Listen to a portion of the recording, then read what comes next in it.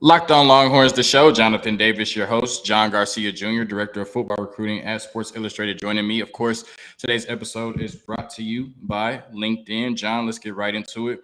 The Texas Longhorns are 5-2. They had a tough fought battle against the Iowa State Cyclones, winning that matchup 24-21. And I would say that there's some duality in the fan base, right? You have the part of the fan base that's saying, hey, this is a team that beat us 3 years in a row.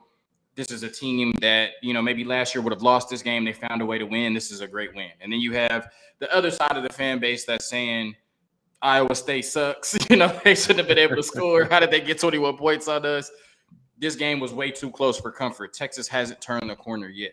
From somebody that's on the outside looking in and has no dog in this fight, or horn in this fight, I should say, what's your perspective on what you saw between Texas and Iowa State on Saturday?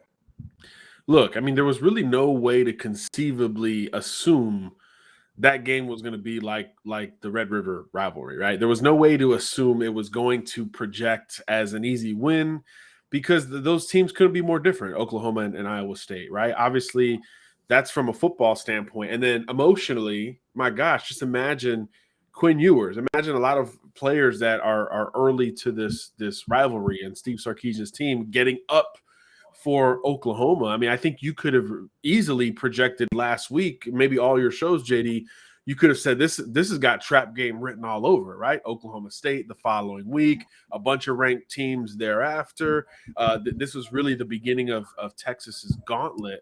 So it would be easy to overlook a team like this, especially at home, given their record. But if you watched Iowa State this year, and I think all three of their losses are like 12 or 13 points combined, right? So they've lost. It was 11 points combined going into the game.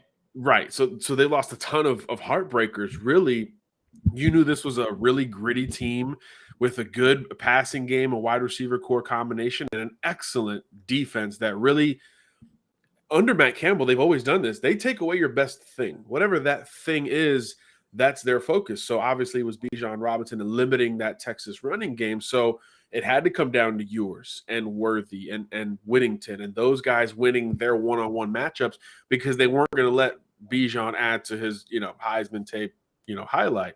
So that's what they did, and they did it effectively. And I think Texas showed a lot of grit in responding to that, not only from Quinn himself having to show really for the first time some patience, right? And some, hey, make some nice throwaways, right? Things that we don't often talk about on these podcasts. Protect the football. He had to do some of those things. And then when the moments were there, he had to hit them, right? Whether it's an individual one-on-one battle with Worthy or Whittington or even Sanders to some degrees, getting Robinson involved in the passing game, that late, over route in the seam was beautiful on both Quinn and Bijan's part. Not easy to execute those things. So there was some growth and some maturity and patience shown by Quinn on that offense. And obviously the skill guys had to win those battles, right? We know these players are good, but you still have to go out there and do it, particularly Xavier Worthy, I thought. You had to win one-on-one matchups against good corners, good players who kind of, were in your hip all game, right? There wasn't that Xavier Worthy play where there's 10 yards between him and the next guy. That didn't show up in this game. So he had to work for it and work on the intricacies. The route running had to win just as much as his speed and instincts had to win. And he was able to step up in that regard. And again, I think the defense for the second week in a row really stepped up. Obviously not as dominant, but once the flow of that game, took hold, I thought that there were some big moments for that Texas defense. Obviously, the special teams is included here, the block punt, the interception in the end zone, all really clutch in what always looked like it was going to be a pretty tight game. You force a fumble there late, of course, controversially, to win it, to put it away. But look, you still had to be there, make the play, right? You still had to explode if you're Cook. You had to explode through contact and dislodge the football from Deckers. So outside of some typical mistakes, right? And some great plays from ISU, right? Those receivers one-on-one were just as good as Texas's, it felt like, right? Hutchinson and Noel in particular. You took some L's with those guys, but you regrouped thereafter. And look, you sprinkle in a little gift of an Xavier Hutchinson drop for the second time this season, unfortunately for him. and you walk away with a victory. So this could have easily been a trap game where you're down double digits the whole time. And I don't think football folks would have been totally surprised if you watched ISU. And again, you've got to win the dud games too. I was talking about this on another pod. Going into, I think, the Auburn game, Georgia didn't look great against Kent State and probably should have lost to Missouri, but they found a way to climb out against a team that was clearly less talented. So you've got to win your big rivalry games and all that stuff, but you've got to win your B efforts and your C efforts as well. Not saying that Texas wasn't up for this game, but you've got to win when things aren't clicking, and you can't just hand it to 5 and be okay on offense scoring 30 plus. You've got to win in other ways. So special teams getting involved, turnovers, defensively becoming a part of the picture, the winning picture there. I thought it was a nice growth moment for Texas. And again, with Ewers, I thought he had to play a different speed and a different style to win this one, because the gunslinger doesn't win this one. The gunslinger, Quinn Ewers, turns it over a few more times, and all of a sudden you're down double digits hoping for a miracle and an onside kick. That wasn't the case here. So I thought overall this was a growth moment for Texas ahead of now what we know is going to be the bulk and the gauntlet of their schedule. Yeah, I definitely think that, Matt Campbell and that defense tried to challenge this Texas offense differently. I think that they, tried to make, Bijan and Roschon beat them and tried to keep them contained inside on that inside run. And I think just Bijan showed why he's special. Roschon, that nice change of pace. And I thought the interior offensive line had their best game of the year. They were able to block on the interior, especially on that game-winning drive. Speaking of that game-winning drive, where Texas goes ahead, 24-21 for good.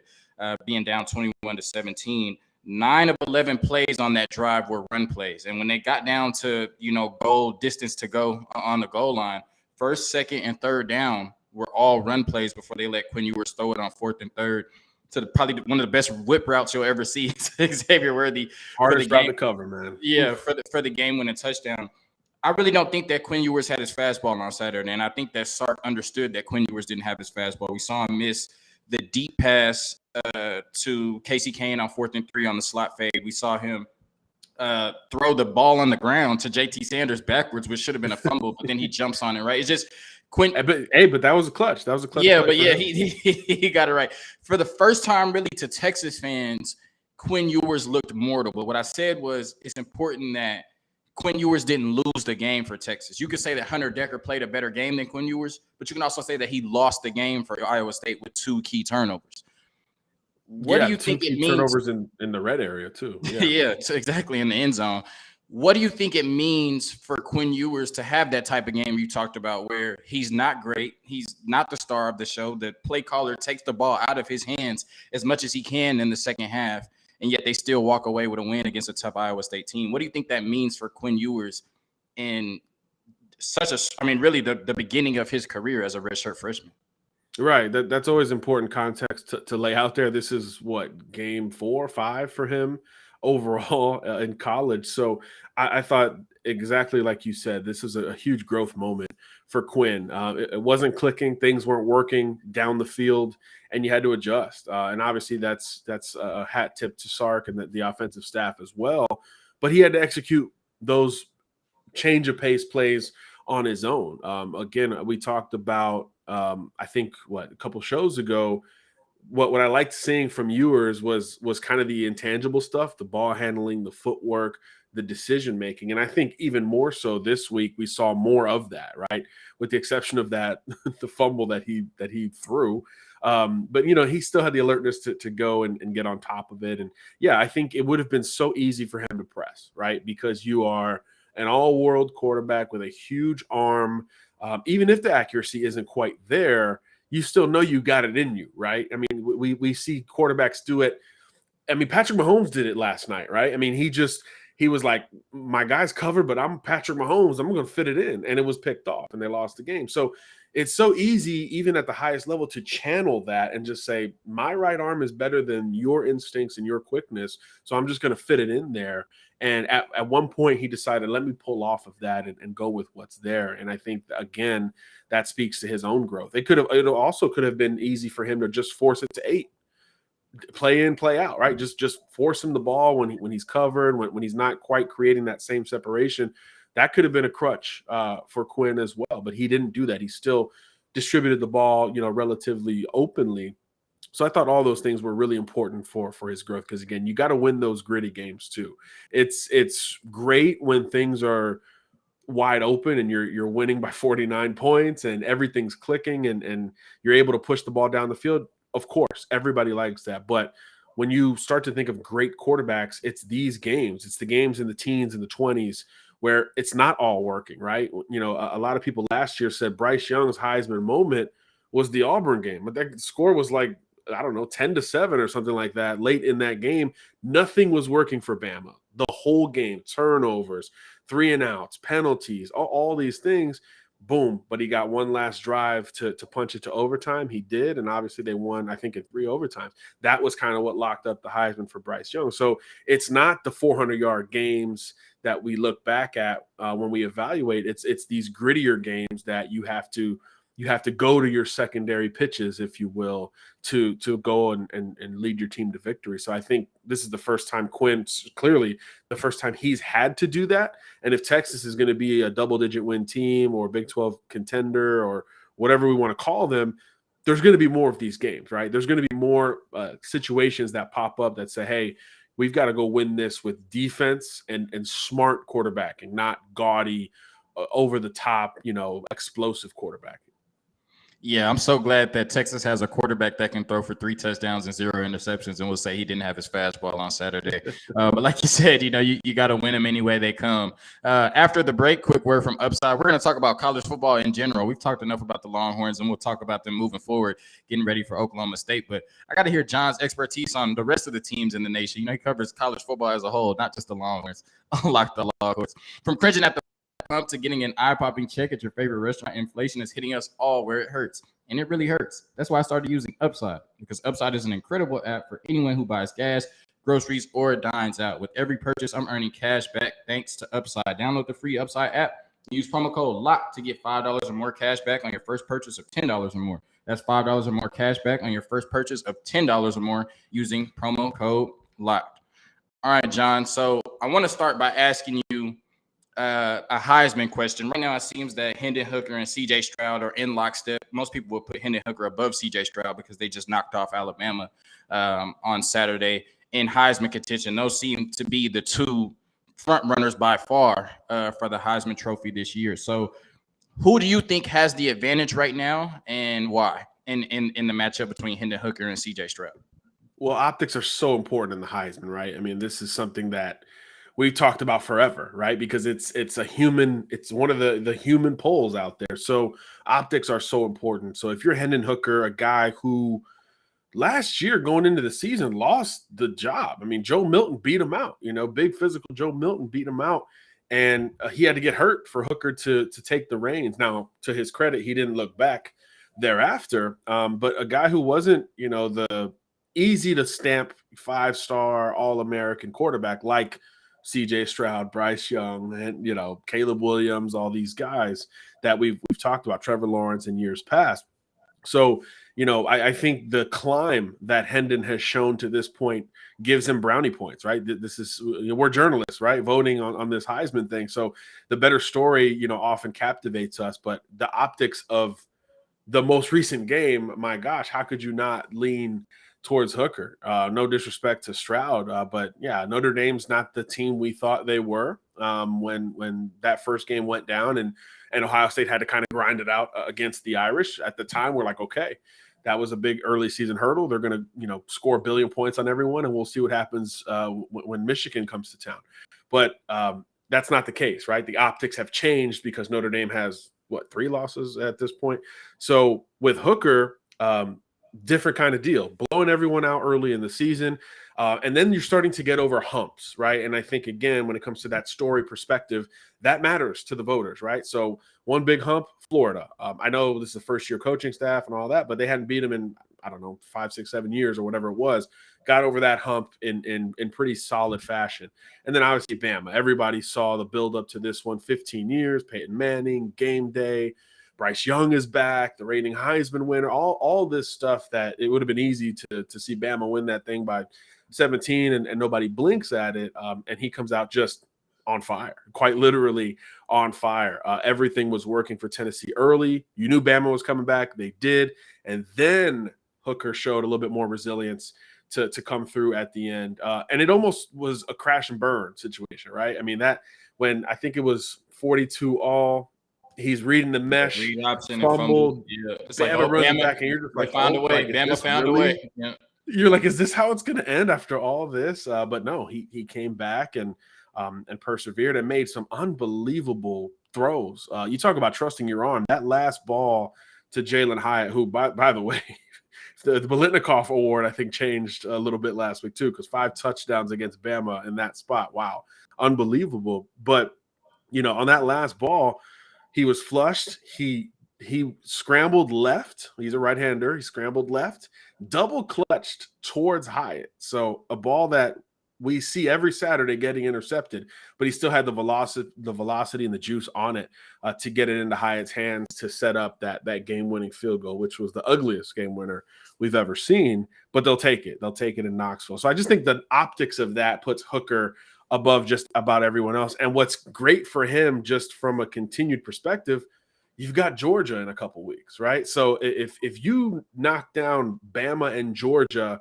with a prolific offense led by you in a few weeks span, that's really going to be hard for anybody to overcome, unless CJ just continues with the crazy stats that he's put up, and maybe he blows out Michigan, maybe something like that, especially after Michigan winning last year. Maybe that can tip the scales. But like you said, JD, it really does feel like a 2-horse race, and prisoner of the moment or not, right now, Hooker's story is more compelling.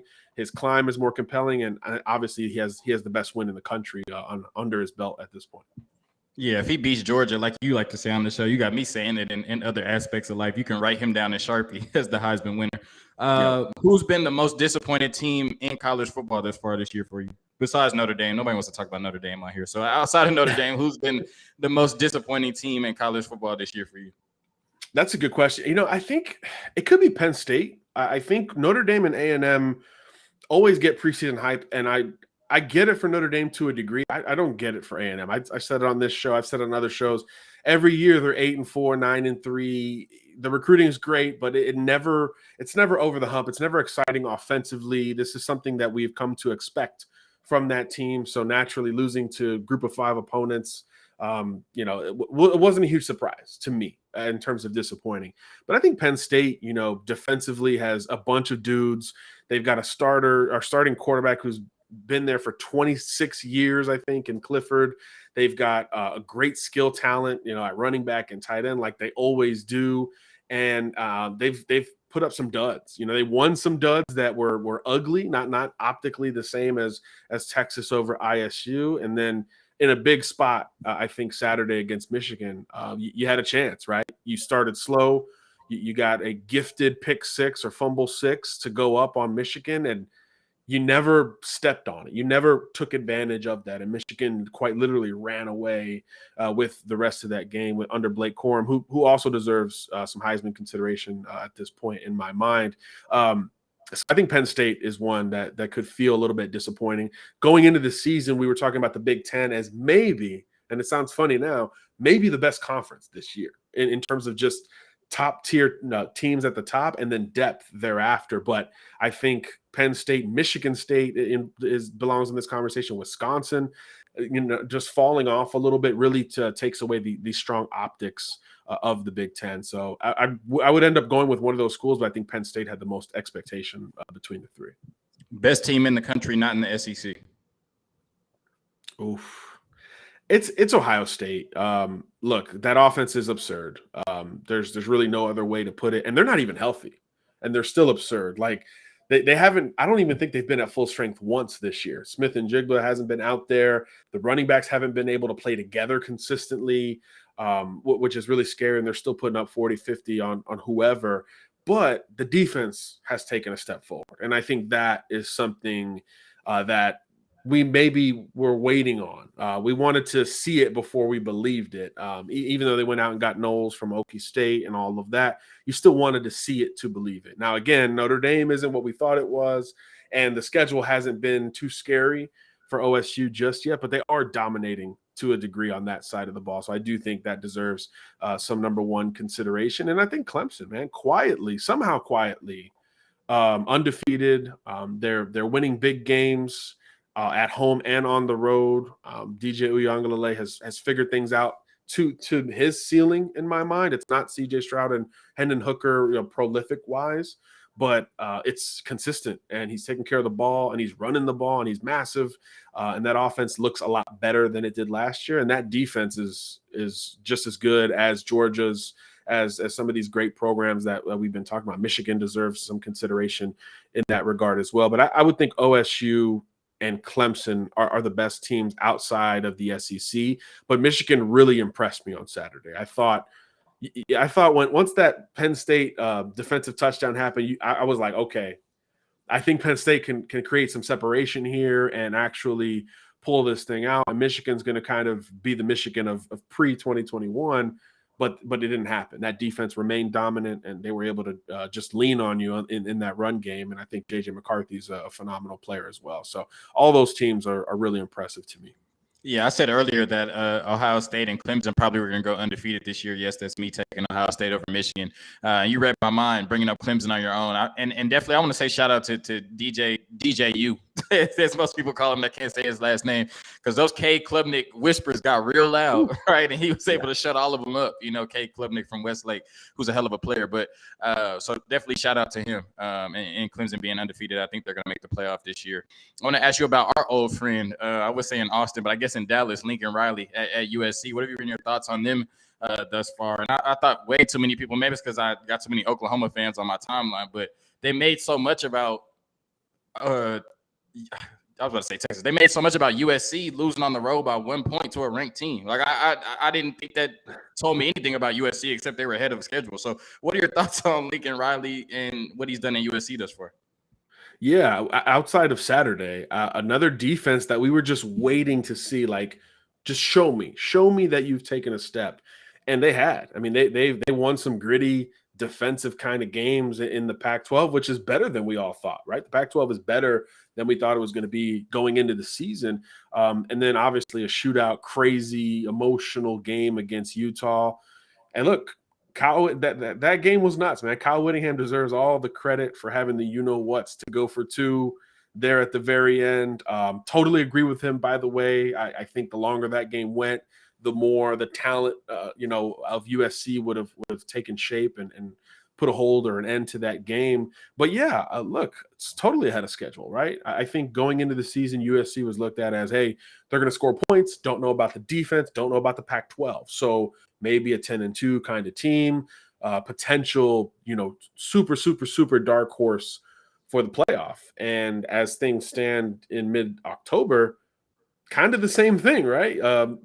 10, 11 win type team, maybe still the best team in the Pac-12, and still with everything in front of them, at least relative to their conference, to lock that up and potentially play into the playoff, depending on what all the other teams we just talked about are doing, right? If some teams catch a bad L or an unranked L, something like that, the optics, again, of USC's don't feel as bad. Like you said, ranked opponent on the road. I mean, look, that was the night Utah was honoring a couple of fallen teammates, emotion. I mean, just you felt it watching that game. I was falling asleep before that, but you felt it, right? You're like, oh, man, like if this thing stays close, I mean, you feel like it's going to be Utah's to lose. So totally almost understandable there for USC, but I think they're ahead of schedule otherwise. They look – it doesn't look like a first-year coach and program in that regard, and I think that's the biggest compliment we can give them.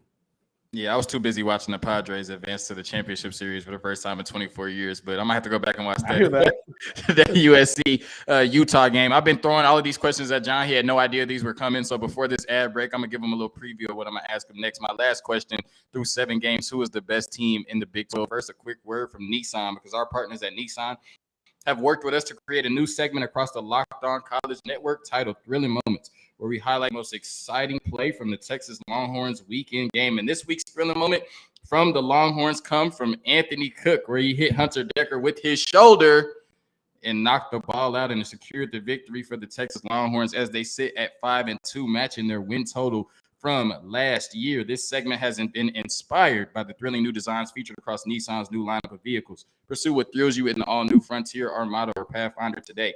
Available now at Nissan USA. All right, John, I didn't give you a bunch of time, but I gave you enough time. Through 7 games, who is the best team in the Big 12 and why?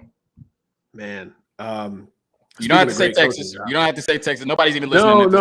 I think I'm going chalk here. I mean, TCU has shown they've won in their own variety of ways, right? And I thought they had, 5 or 6 opportunities to just be put to bed against Spencer Sanders and company, and they just wouldn't go away. And that's something that we hadn't seen them have to do to this point, because that offense, speaking of crazy, that offense is really nuts at just about every skill position. So I thought that was huge for them defensively. I think TCU is a program that obviously, we always lowball because it's TCU, right? The expectations are never quite, hey, this is a double-digit win team that's going to contend in the Big 12. Obviously, this year with the new coaching staff, there's so many unknowns that go into that.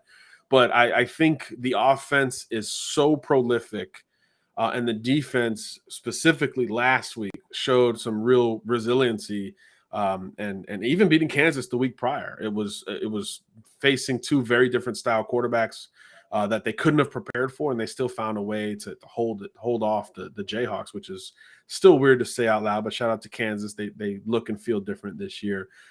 So I think it's TCU to this point, but a lot of meat still left on that schedule too, right? I mean, a lot will be determined in the Big 12. I think Texas is there and Oklahoma State thereafter. Baylor's been a disappointment. I think if I would have expanded that answer, I think they would have been in their quarterback decisions and execution thereafter has been really intriguing in Waco.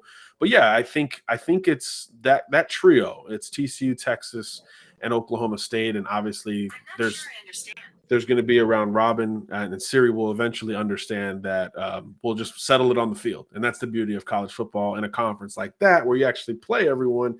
You get to find out exactly who the best program is. And then you probably get a rematch at some point down the line. So I think it's those 3, and I can't wait to see those teams, line up against each other, because we've seen. I mean, Oklahoma State hasn't had to do it quite yet, but Texas and TCU in particular have had to win different styles of games. So I'm curious to see how that works out. But the Big 12 is fun, man. There's a lot of uncertainty at the top, which is a great situation for any conference when it's involving really good teams. And that's where the Big 12 is at, clearly above expectation as a whole to this point in the season. Yeah, you made a great point about TCU and Texas finding ways to win. Before Oklahoma State lost, they had won every game by double digits. Only 2 FBS teams had done that, and Oklahoma State was one of them. And, like you said, right now TCU gets the edge because they're undefeated in conference play, undefeated, period. And so they're the best team in the Big 12 right now. But, we're going to have something to say about that on November 12th when they come to Austin. Longhorn Nation, the revenge tour continues against Oklahoma State and Spencer Sanders on Saturday. Thanks for John, Director of Football Recruiting at Sports Illustrated, joining me once again. And as always, peace.